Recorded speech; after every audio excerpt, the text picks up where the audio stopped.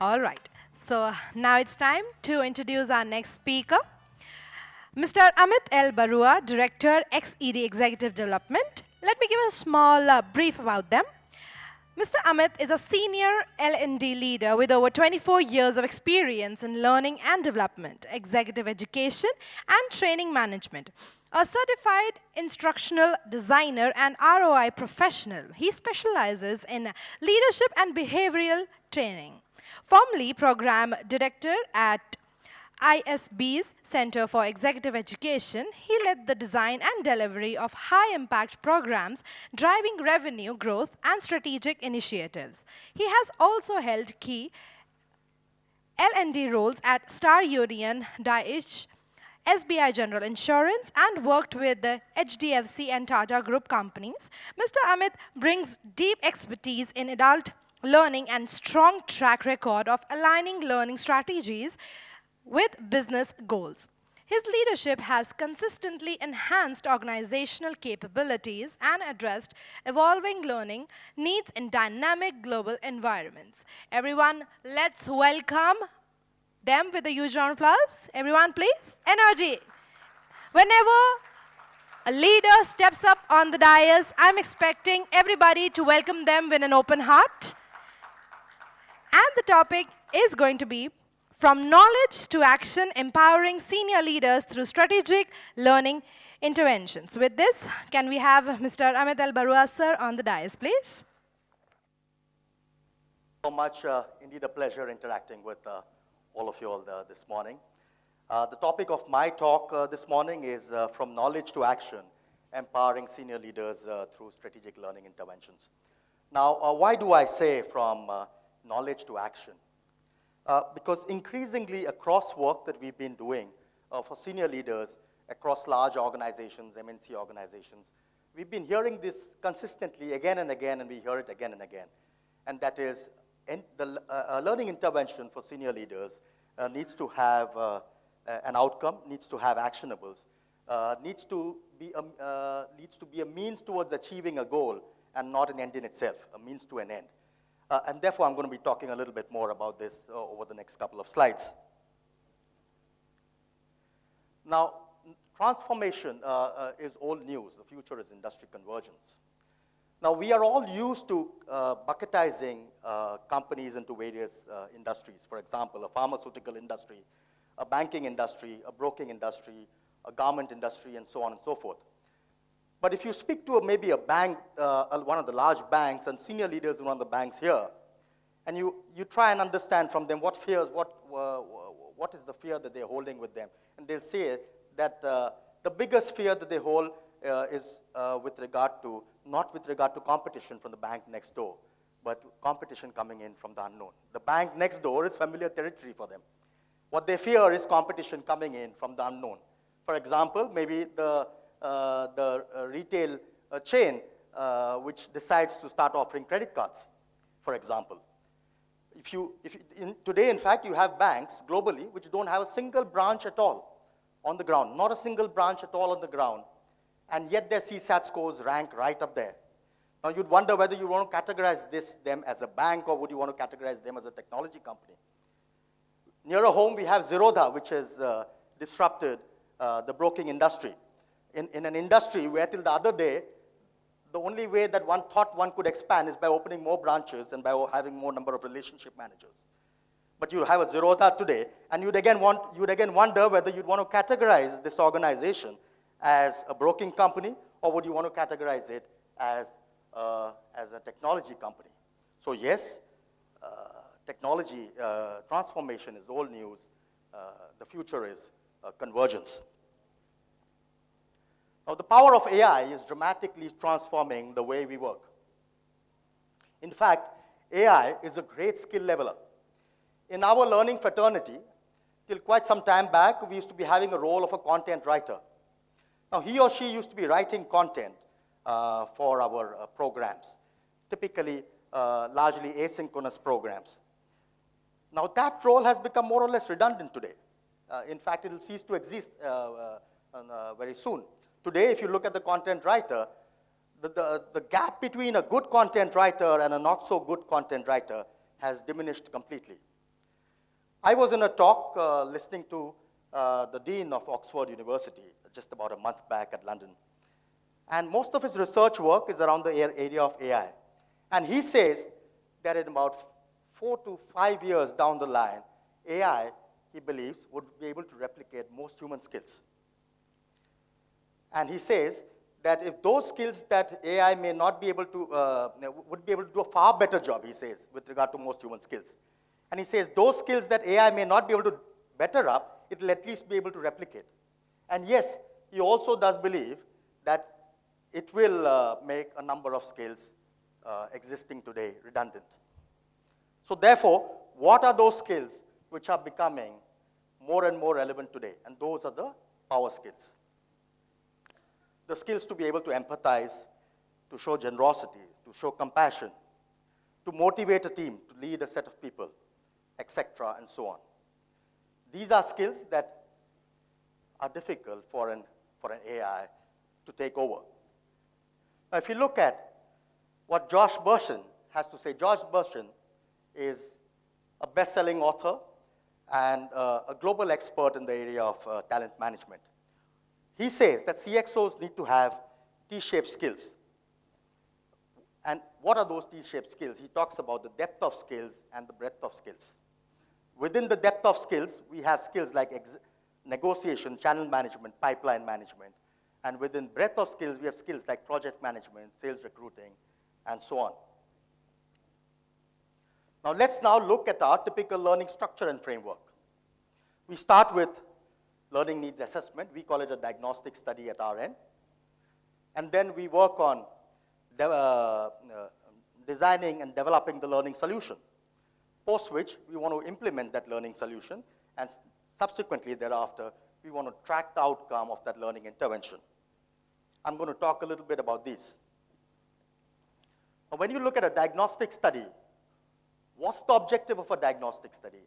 Typically, for senior leadership interventions, the objective of a diagnostic study should be purely to be able to align the senior leadership learning intervention to the near, medium, and long-term goals and strategies of the organization. The better we are able to do this, the better would be the buy-in for the learning intervention. The further away we are from this, the lesser would be the buy-in for that learning intervention. In fact, when we conduct diagnostic studies at our end, we try and understand what are those near, medium, and long-term goals and strategies that the organization is trying to chase. What are those competencies and capabilities required within the organization to be able to achieve those near goal-term strategies and goals? What are the competencies and gaps that are available, and what are the competencies and gaps that the organization needs to build, and therefore the gap?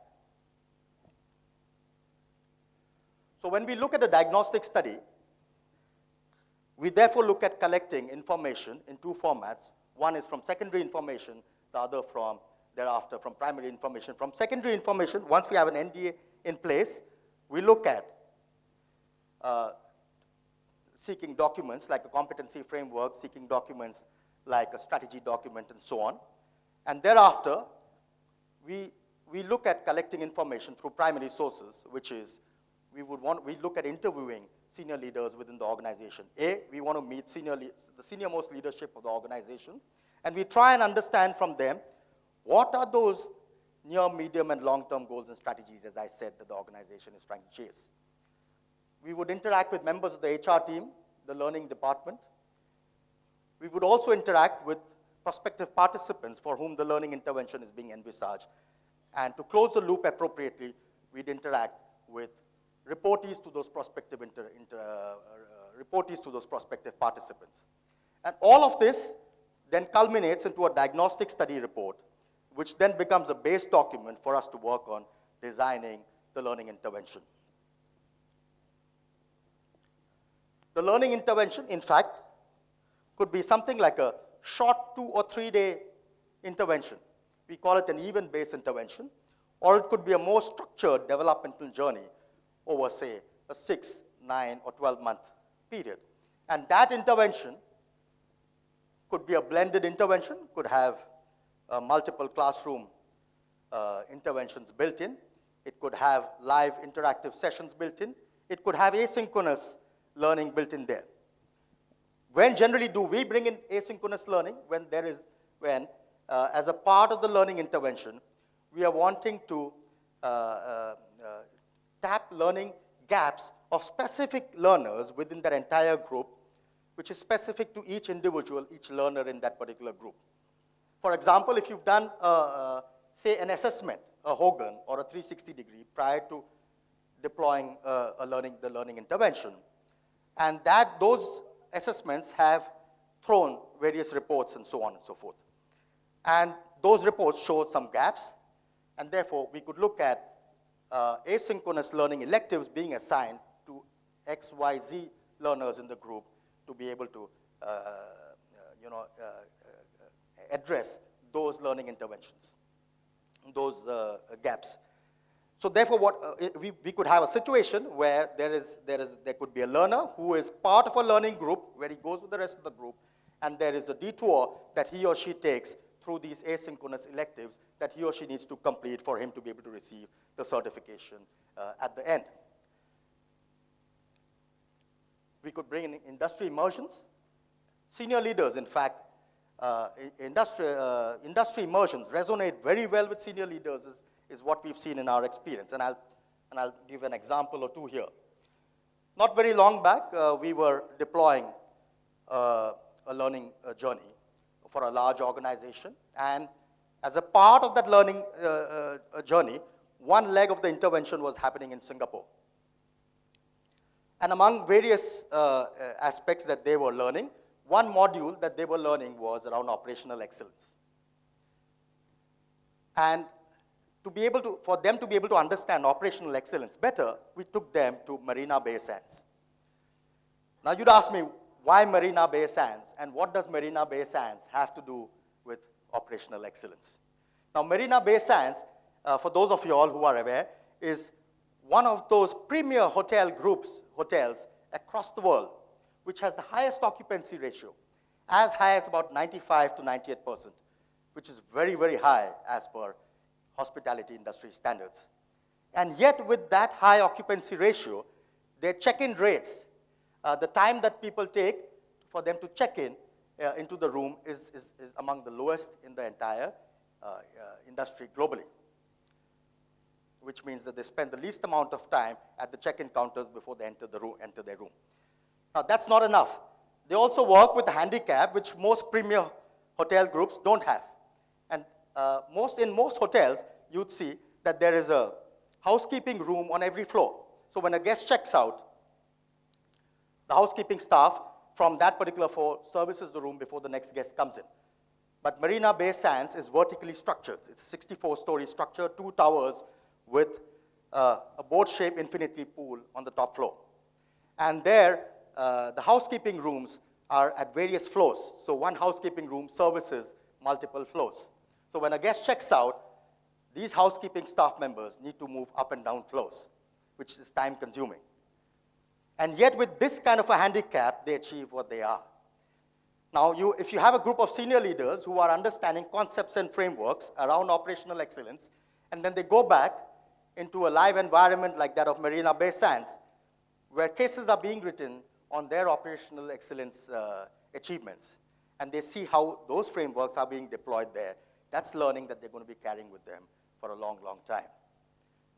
We also look at doing pit crew immersions, where senior leaders are actually changing tires of a vehicle. And through that, learning leadership, learning team management, and so on and so forth. So yes, industry immersions work very well with senior leaders. Now let's look at this. One is that of a person actually conducting a session himself. The other is an AI version of himself. So in fact, the day is not far when we would have AI versions of facilitators conducting live interacting sessions for all of us. Replica users fell in love with their AI with their chatbots. Now, Replica is a Chinese AI chatbot. Now, if you can fall in love with the chatbots, it's not very difficult to assume that you would not be too averse with the idea of having an AI executive coach assigned to you. In fact, that's happening. albeit at slightly younger audiences. But yes, as the machine learns, we'll be able to deploy them for senior audiences too. So when we look at implementation, the learning intervention we deploy through our partnerships that we have with global Ivy Leagues that we bring in from the US, from Europe, and nearer home from Singapore to India and this part of the globe. And we have, from the US, we are exclusive partners with Cornell University for India and this part of the globe, with Chicago Booth, Carnegie Mellon, Michigan Ross, University of Virginia, and so on. From Europe, we bring in Oxford University and Cambridge University to India. And nearer home from Singapore, we bring in INSEAD, Singapore Management University, and the National University of Singapore.